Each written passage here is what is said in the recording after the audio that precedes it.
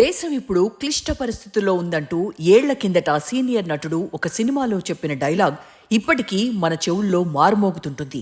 నిజంగా దేశం ఇప్పుడు క్లిష్ట పరిస్థితుల్లోకి జారుకుంటోంది. వ్యవస్థలపై ప్రజల్లో అపనమ్మకం కలుగుతుందా అన్నట్టుగా పరిస్థితులు కనిపిస్తున్నాయి. చూడ్డానికి అంతా బాగానే ఉన్నట్టు కనిపిస్తున్నప్పటికీ దాని వెనక ఉన్న లోతులు సమాజాన్ని భయభ్రాంతులకు గురిచేస్తున్నాయి. ఇండియా కూటమి సభ్యులు చేస్తున్న ఆందోళనలు ఈసీ తీరుపై ఎన్నో అనుమానాలకు కారణమవుతున్నాయి. ఎన్నికల నిర్వహణపై గత లోక్సభ ఎన్నికల తర్వాత నుంచి మొదలైన అనుమానాలు తగ్గకపోగా మరింతగా పెరగడమే అందుకు కారణమన్న భావన వ్యక్తమవుతోంది. ఎన్నికల నిర్వహణ, ఓటర్ లిస్టులో మాయా, పోలింగ్ పూర్తయిన తర్వాత భారీగా పెరుగుతున్న ఓటింగ్పై ఎన్నో ఆరోపణలు, అనుమానాలు ఈసీపై కలుగుతున్నాయి. దీనికి తోడు తాజాగా కాంగ్రెస్ అగ్రనేత రాహుల్ గాంధీ చూపిస్తున్న రుజువులు కేంద్ర ఎన్నికల సంఘానికి గొంతులో పచ్చి వెలక్కాయ పడినట్టయింది.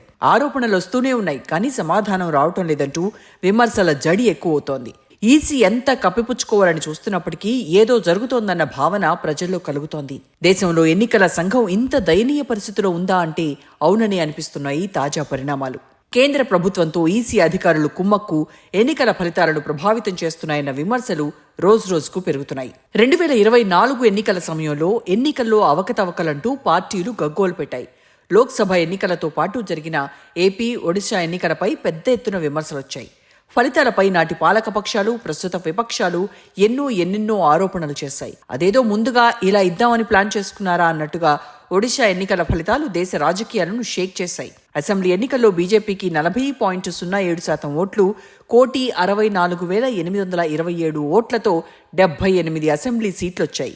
అదే సమయంలో నవీన్ పట్నాయక్ బీజేడీకి 40.22% ఓట్లు రాగా 1,02,454 ఓట్లతో ఆ పార్టీకి వచ్చిన సీట్లు 51.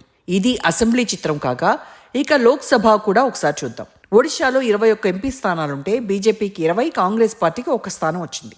బీజేడీకి 1 స్థానం కూడా రాలేదు. అంటే పూర్తిగా అసెంబ్లీకి భిన్నంగా ఫలితం. అసెంబ్లీకి ఒకలా, లోక్సభకు మరోలా వేస్తారని గతంలో మనం కొన్ని ఎన్నికల విషయంలో చూసిన ఇంతటి వ్యత్యాసం తొలిసారిగా మనకు ఒడిశాలోనే కనిపించిందన్న భావన ఉంది. సహజంగా అభివృద్ధి చెందిన ఏరియాల్లో మాత్రమే అసెంబ్లీకి ఒకలా, లోక్సభకు మరోలా పోలింగ్ జరుగుతుంది. అది కూడా ఒకేసారి ఎన్నికలు జరిగే సమయంలో ఇలా జరగడం చాలా తక్కువ సందర్భాల్లోనే చూస్తాం. ఇక లోక్సభ ఎన్నికల విషయానికి వస్తే ఒడిశాలో బీజేపీకి 45.34% ఓట్లతో 1,33,35,549 ఓట్లతో 20 లోక్సభ స్థానాలు వచ్చాయి. ఇక బీజేడీకి 37.53% ఓట్లతో 1 ఎంపీ కూడా రాలేదు. ఇక కాంగ్రెస్ పార్టీకి 12.52% ఓట్లతో 1 ఎంపీ స్థానం వచ్చింది. వాస్తవానికి అసెంబ్లీ ఎన్నికల్లో బీజేపీ కంటే ఎక్కువ ఓట్లొచ్చాయి. నవీన్ పట్నాయక్ పార్టీకి అసెంబ్లీలో 37,627 ఓట్లు అధికంగా వచ్చాయి. సీట్లు మాత్రం బీజేపీకి 78, బీజేడీకి 51 వచ్చాయి. సుమారుగా 37,000 ఓట్లు ఎక్కువ వచ్చిన పార్టీకి 27 ఎమ్మెల్యే సీట్లు తగ్గాయి. ఇక పార్లమెంటు విషయానికి వస్తే 19,52,838 ఓట్లు బీజేపీకి అదనంగా రావడంతో బీజేడీ 1 ఎంపీ కూడా గెలుచుకోలేకపోయింది. బీజేపీ ఏకంగా 20 ఎంపీ స్థానాలు గెలుచుకుంది.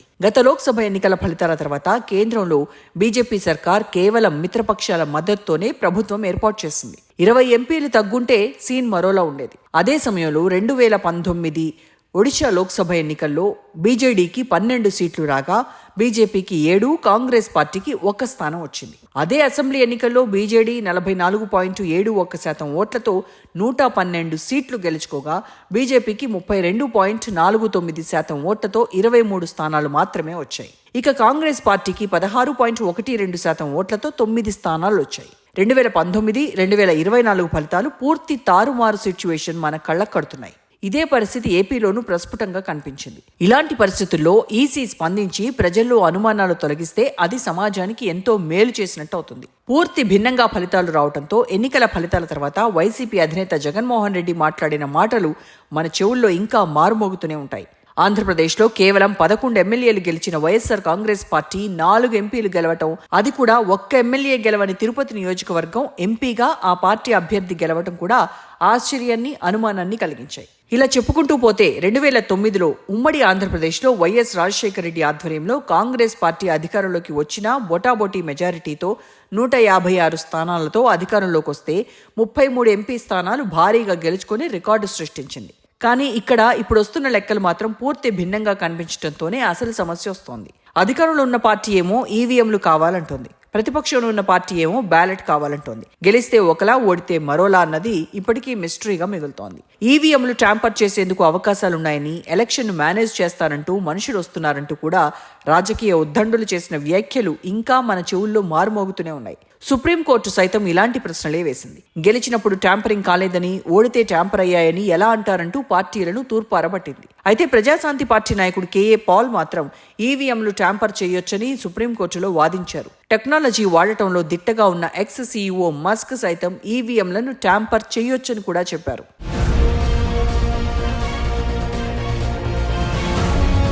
మొత్తంగా ఎన్నికల నిర్వహణ చేస్తున్న ఈసీ తీరుపై గత కొద్ది రోజులుగా ఎన్నెన్నో అనుమానాలకు కారణమవుతోంది. హర్యానా ఎన్నికల్లో దేశవ్యాప్తంగా అన్ని సర్వే ఏజెన్సీలు కూడా కాంగ్రెస్ పార్టీ గెలుస్తుందని చెప్పాయి. కానీ అక్కడ బీజేపీ గెలవడం ప్రతి ఒక్కరికి షాకింగ్ న్యూస్ అయింది. ఇక హర్యానా సంగతి పక్కన పెడితే మహారాష్ట్ర ఎన్నికల ఫలితాలు ఎవ్వరినీ ఆశ్చర్యపరచలేదు.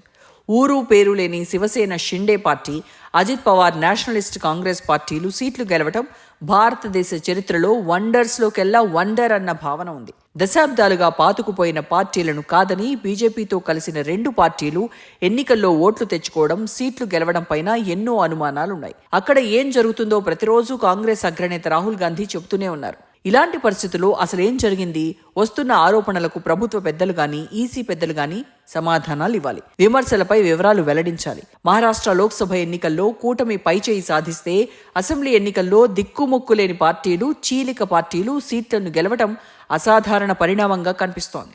ఈ ఫలితాలు చూసి సామాజికవేత్తలు గగ్గోలు పెడుతున్నారు. వచ్చే రోజుల్లో ఎన్నికల సంఘం ఆధ్వర్యంలో నిర్వహించే ఎన్నికల్లో ఏం జరుగుతుందో వేరే చెప్పక్కర్లేదని చాలా మంది విమర్శలు గుప్పిస్తున్నారు. బీహార్ అసెంబ్లీ ఎన్నికల వేళ 50 లక్షలకు పైగా ఇతర ప్రాంతాల్లో పనిచేస్తున్న ఓటర్లను తొలగించడం ఇప్పుడు పెద్ద చర్చనీయాంశమవుతోంది. బీహార్ వలస చరిత్ర గురించి అసెంబ్లీలో నితీష్ ఒకలా మాట్లాడితే ఈసీ మాత్రం ఇంకోలా మాట్లాడుతోంది. ఊడిగం చేయాలి గాని ఇంతలానా అన్న భావన నితీష్ స్టేట్మెంట్ పరిశీలిస్తే అర్థమవుతుంది. 2011 జనాభా లెక్కల ప్రకారం బీహార్ వలసలు 74.54 లక్షలు. ఆ సంఖ్య ఇప్పుడు కనీసం 1 కోటికి చేరే అవకాశం ఉంటుంది. ఈ లెక్కను చూసుకున్నా ఇతర రాష్ట్రాల్లో పనిచేస్తున్న వారందరినీ ఓట్లను తీసేస్తున్నారంటూ అటు కాంగ్రెస్, ఇటు ఆర్జేడీ విమర్శలు గుప్పిస్తున్నాయి. దేశంలో యూపీ తర్వాత అతిపెద్ద వలస సమూహం బీహారీలేనని వేరే చెప్పక్కర్లేదు. బార్బర్ షాప్ దగ్గర నుంచి కిరాణా షాపుల్లో, ఇంకా చెప్పాలంటే లేబర్ వర్క్స్ దగ్గర నుంచి ప్లంబర్ వర్క్స్ వరకు అన్నింట వారు సింహభాగంగా ఉన్నారు. ఒడిషా, యూపీ, బీహారీలు దేశంలోని ఏ ప్రాంతానికైనా వెళ్లైనా వర్క్స్ చేస్తారని కేంద్ర గణాంకాలే చెబుతున్నాయి. పొట్ట చేత పట్టుకుని కూటి కోసం బతుకు జీవనం సాగిస్తున్న బీహారీలకు వచ్చే ఎన్నికల్లో ఓటు హక్కు లేకుండా ఈసీ టెంపరితనం ప్రదర్శిస్తోందని విపక్షాలు విమర్శిస్తున్నాయి. ప్రభుత్వ పెద్దల మెప్పు పొందేలా చేస్తారా అంటూ కాంగ్రెస్, ఆర్జేడీలు చేస్తున్న విమర్శలు చెవుల్లో రక్తం కారేలా చేస్తున్నాయి.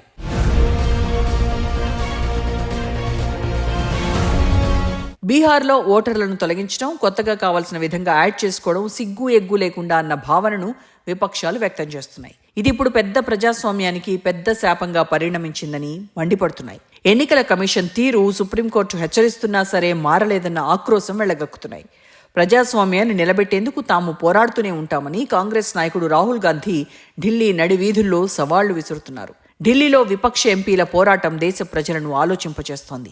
పార్టీలకు అతీతంగా ఎక్సెప్ట్ ఎన్డీఏ కూటమి పార్టీలు తప్ప మిగతా ఎవరూ కూడా ఈసీని సమర్థించడం లేదు. కొందరు కుక్కిన పేన్లా పడున్నట్టుగా సీనుంది. ఎందుకంటే ఎన్నికల్లో లాభం కలిగిందన్న నమ్మకం వారిలో బలంగా ఉంది. ఇలాంటి తరుణంలో ఈసీ తమపై బురద జల్లటం మాని నిజాలు బయటపెట్టాలి, లోపాలను చెప్పాలి. లేదంటే భారత ప్రజాస్వామ్యం ప్రపంచంలో నవ్వుల పాలవుతుంది. ప్రపంచంలోని అతిపెద్ద 4వ ఆర్థిక వ్యవస్థగా చెప్పుకుంటున్న గొప్పలు పేపర్ల మీద తప్ప చరిత్రలో నిలవవు. భారతదేశం అమెరికాను తట్టుకుని నిలబడి ప్రపంచ సంపన్న దేశంగా మారాలని ప్రయత్నిస్తున్న తరుణంలో ఈసీ అసలు నిజాలు వెల్లడించాలి. మన వ్యవస్థలు నిక్కచ్చిగా లేకుంటే ఇండియాకు గౌరవం లభించదు. ఇండియా ప్రపంచంలో మనుగడ సాగించాలంటే ఖచ్చితంగా ఈసీని ప్రక్షాళన చెయ్యాలన్న విపక్షాల డిమాండ్లు సహేతుకమే అవుతాయి. ఆరోపణలు కొట్టిపారేస్తే ఈసీకి విలువ ఉండదు. నెహ్రూ జమానా దగ్గర నుంచి ఇందిరాగాంధీ, రాజీవ్ తర్వాత పివి నరసింహారావు, రీసెంట్ గా అటల్ బిహారీ వాజ్పేయి వరకు ఎందరో పాలకులను మనం చూసాం. నేటికి వారి గురించి గొప్పగా చెప్పుకుంటున్నాం. ప్రధాని నరేంద్ర మోడీ దేశ చరిత్రలో మిగతా ఎవ్వరికీ సాధ్యం కాని రీతిలో పాలన సాగిస్తున్నారు. జాతీయంగా, అంతర్జాతీయంగా సత్తా చాటుతున్నారు. ఆయన ఈసీ మరకను కడిగి పారేయాలన్న భావన ఎక్కువ మందిలో ఉంది. పాలకులు తాము అధికారంలో ఉన్నప్పుడు అధికారం ఎప్పుడూ తమతో ఉంటుందని భావిస్తారు. చివరి రోజు కూడా ఎన్నికల్లో తామే గెలుస్తామనుకుంటారు. కానీ ఫలితాలు ఎలా వస్తాయో వేరే చెప్పక్కర్లేదు. ప్రజాస్వామ్యాన్ని కాపాడాల్సిన పాలకులు ఎన్నికల సంఘం తీరును పూర్తి స్థాయిలో ప్రక్షాళన చేసి ఎన్నికల నిర్వహణ లోపాలను బయటపెట్టాలి. లోపాలు జరిగితే వాటిని సరిదిద్దాలి. ఎన్నికల వ్యవస్థ నిర్వీర్యం కాకుండా కాపాడాలి.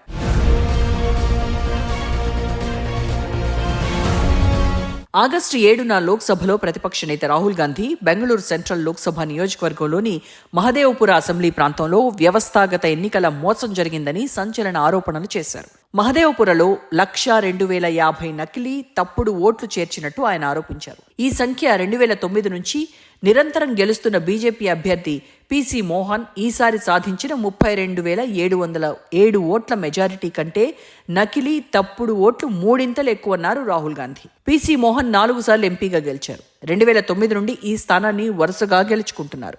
ఎన్నికల జాబితాల్లో తేడాలుండటం ఒక చెడు సంప్రదాయమని, వాటిని సరిచేయడానికి ఎన్నికల సంఘం తరచూ జాబితాలను సవరించే ప్రయత్నం చేస్తోందనేది తెలిసింది. అయితే మహదేవ్పురలో 1,00,000కు పైగా ఓట్లు పాలక బీజేపీ అభ్యర్థికి అనుకూలంగా ఉండేలా ఎన్నికల సంఘమే సహకరించిందని రాహుల్ గాంధీ ఆరోపించారు. రాహుల్ గాంధీ ఆరోపణలకు ప్రధాన కారణం బెంగళూరు సెంట్రల్లో ఓడిన కాంగ్రెస్ అభ్యర్థి, ఆర్థిక మద్దతు ఉన్న ప్రభావవంతమైన స్థానిక రాజకీయ నాయకుడు మన్సూర్ అలీ ఖాన్ ఆరోపణలు చెప్పే ముందు చేయాల్సిన కసరత్తు పూర్తి చేసిన తర్వాతే వివరాలు రాహుల్ బయటపెట్టారు. మరికొన్ని రాష్ట్రాల్లో కూడా సీట్ల విషయంలో ఫలితాలు తారుమారు చేశారని రాహుల్ అంటున్నారు. 2024 లోక్సభ ఎన్నికల ఫలితాలు ఈ రకమైన జోక్యం ఫలితమేనని, ఈ నియోజకవర్గాల్లో అధికార పక్షం విజయం ప్రతిపక్షం నుంచి దోచుకున్నారని రాహుల్ గాంధీ ఆరోపించారు. అయితే రాహుల్ గాంధీ అసభ్యకరంగా మాట్లాడుతున్నారని, రాజకీయ కారణాలతో బాధ్యత లేకుండా ఆరోపణలు చేస్తున్నారని బీజేపీ మండిపడుతోంది. ఇదే సమయంలో సంబంధిత ఎన్నికల అధికారులు ఆరోపణలను ప్రమాణపూర్వక అఫిడవిట్ రూపంలో రికార్డు కోసం సమర్పించాలని రాహుల్ గాంధీ డిమాండ్ చేశారు. రాజకీయ వాదోపవాదాలు ఎలా ఉన్నా ప్రతిపక్ష నేత చేసిన ఆరోపణలే గణనీయమైనవిగా పరిగణించబడతాయి. కాబట్టి స్పష్టమైన దర్యాప్తు, అందుకు తగిన విధంగా సమాధానం చెప్పాల్సిన అవసరం ఉంది. మాజీ ఎన్నికల కమిషనర్లతో కూడిన కమిటీ ద్వారా అవసరమైతే సుప్రీంకోర్టు పర్యవేక్షణలో దర్యాప్తు జరపడం ఒక ఆప్షన్గా చూడాలి. ఎన్నికల సంఘంపై ఇలాంటి అనుమానాలు తలెత్తడం సహజమే అయినా వాటిని నివృత్తి చేయడం తప్పనిసరి. ఈ ఆరోపణలను కేవలం రాజకీయ స్థాయిలో తిప్పికొడితే సరిపోదు. రాహుల్ గాంధీ ఆరోపణలు తప్పని రుజువైతే ఆయన బాధ్యత వహించాల్సి వస్తుంది. అలాగే ఇంతటి తీవ్రత కలిగిన లోపాలు నిజంగానే ఉన్నట్టు తేలితే ఎన్నికల సంఘాన్ని సమానంగా బాధ్యులుగా నిలపాల్సి ఉంటుంది. ఉదాహరణకు స్వతంత్ర మీడియా నివేదికలు చెబుతున్నట్టుగా ఒక చిన్న ఇంటి చిరునామాలోనే 80 మంది లేని ఓటర్లు నమోదయ్యాయని రుజువైంది. ఇక్కడ 2 కీలక ప్రశ్నలు ఉత్పన్నమవుతున్నాయి. ఒకటి, లోక్సభ ఎన్నికల ఫలితాలు వచ్చి సంవత్సరానికి పైగా గడిచిన తర్వాత ఈ ఆరోపణలు ఎందుకొచ్చాయి? 2, బీహార్లో జరుగుతున్న ఓటర్ల జాబితా ప్రత్యేక వడపోత, స్పెషల్ ఇంటెన్సివ్ రివిజన్ SIR పై కొనసాగుతున్న వివాదంపై ఇవి ఏ విధమైన ప్రభావం చూపుతాయన్నది ఎంతో కీలకమైన అంశం. మొదటి ప్రశ్న చాలా ముఖ్యమైనది. భారతదేశంలో ఓటమి చెందిన అభ్యర్థులు ఎన్నికల అక్రమాలను సవాల్ చేసి కోర్టులో గెలిచిన సందర్భాలు ఎన్నో ఉన్నాయి. అందులోనే ప్రముఖమైనది 1975లో ఇందిరాగాంధీ వర్సెస్ రాజ్ నారాయణ్ కేసు. ఈ చరిత్ర దృష్ట్యా కాంగ్రెస్ పార్టీ అభ్యర్థి మన్సూర్ అలీ ఖాన్ ఈ సమస్యను గుర్తించిన వెంటనే కోర్టును ఆశ్రయించాల్సి ఉంది. ప్రత్యేక కేసు విషయంలో కాంగ్రెస్ పార్టీ కోర్టు లేదా ఎన్నికల సంఘాన్ని ఆశ్రయించే ముందు రాహుల్ గాంధీ బహిరంగ ప్రకటన చేయడం వెనుక రాజకీయ కోణం ఉంది. వాస్తవానికి రాహుల్ గాంధీ 2024 ఫలితాలను సరిదిద్దటం కన్నా ఎన్నికల సంఘాన్ని, ప్రభుత్వాన్ని ఇరుకున పెట్టాలన్న ఉద్దేశం స్పష్టంగా ఉంది.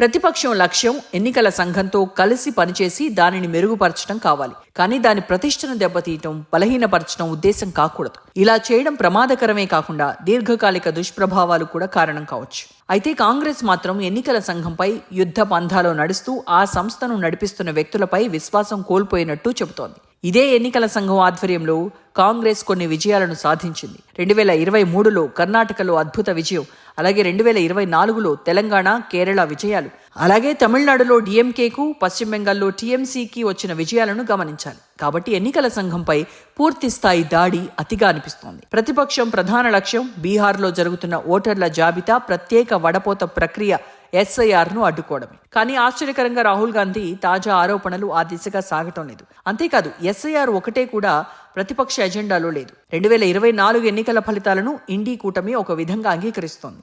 మొత్తంగా రాహుల్ గాంధీ తాజా ఆరోపణలు ఆ ఫలితాలను రద్దు చేయటం కన్నా ఎన్నికల కమిషన్ దాడి ద్వారా రాజకీయంగా వినియోగించుకోవాలని లక్ష్యంగా ఉన్నట్టు కనిపిస్తోంది. దురదృష్టవశాత్తు ఎన్నికల ప్రక్రియపై వచ్చిన ఈ అనుమానాలు ప్రజాస్వామ్యంపై విశ్వాసం ఉన్న వారికి ప్రమాదకరంగానే కాక నిరాశ కలిగిస్తున్నాయి. బీహార్లో స్పెషల్ ఇంటెన్సివ్ రివిజన్ సమయానికి విధానానికి సంబంధించి నమ్మకం దెబ్బతింది. రాహుల్ ఆరోపణల నేపథ్యంలో ఎన్నికల సంఘం పారదర్శకంగా వ్యవహరించి మాజీ ఎన్నికల కమిషనర్లతో సహా ఆధారాలతో కూడిన స్పష్టమైన సమాధానం ఇవ్వటం ముఖ్యం. రాహుల్ గాంధీని లక్ష్యంగా చేసుకోవడం కన్నా వ్యక్తులను పక్కన పెట్టి ఈసీ పనితీరుపై సంపూర్ణ విశ్వాసాన్ని పునరుద్ధరించడం ఇప్పుడు ఈసీ కర్తవ్యం. నాడు టిఎన్ శేషన్ లాంటి ఎన్నికల సంస్కర్తలు దేశాన్ని ప్రపంచ దేశాలతో ముందుగా తీసుకెళ్లేలా సంస్కరణలు తెచ్చారు. నేడొస్తున్న ఆరోపణలు రాజ్యాంగ వ్యవస్థ పనితీరు విషయంలో ఆవేదన కలిగిస్తున్నాయి. దేశ పరువును నిలబెట్టేందుకు ఎన్నికల వ్యవస్థ ప్రక్షాళనకు మరో శేషన్ కావాలి.